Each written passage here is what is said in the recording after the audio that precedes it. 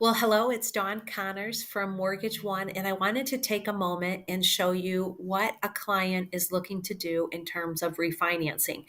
They came to me and they currently have a mortgage of 4.5% of on their mortgage. So I have this blended rate calculator that's just awesome.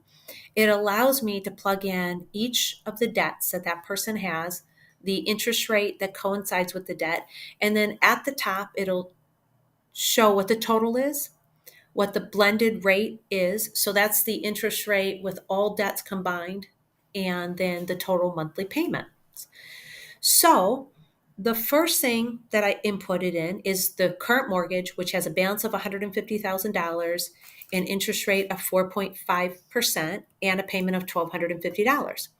Then from there, they have a credit card with a balance of $20,000. That interest rate is 29%, and that minimum payment is $453. Their second credit card has a balance of $10,000, an interest rate of 15%, and a minimum payment of $115. And their last credit card has a balance of $15,000, an interest rate of 12%, and a payment of $165. So their blended rate, even though they have a mortgage with an interest rate of 4.5%, I'm able to show this client that, hey, your credit cards are choking you out, causing you on $195,000 to have to pay $1,983 a month, and the interest rate is actually 8.125. So if number one, we can combine everything together and the blended rate or the interest rate be lower than 8.1, which is easy because interest rates are lower than that, and the payment improve as well, they can choose any term that they want, a 15-year, 20-year, 22-year mortgage, 25-year mortgage, 30-year mortgage, and you put all that those bills into one easy payment and you have a reduction monthly, but you actually have a better interest rate too. So sometimes clients get hung up on, I have such a good low rate, but when you have another $50,000 or whatever you have in other debt, it could be credit cards. This one is specific to credit cards.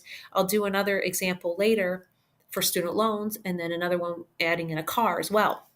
So I can put a customized plan together for you and see, does it make sense to combine everything together into one low payment?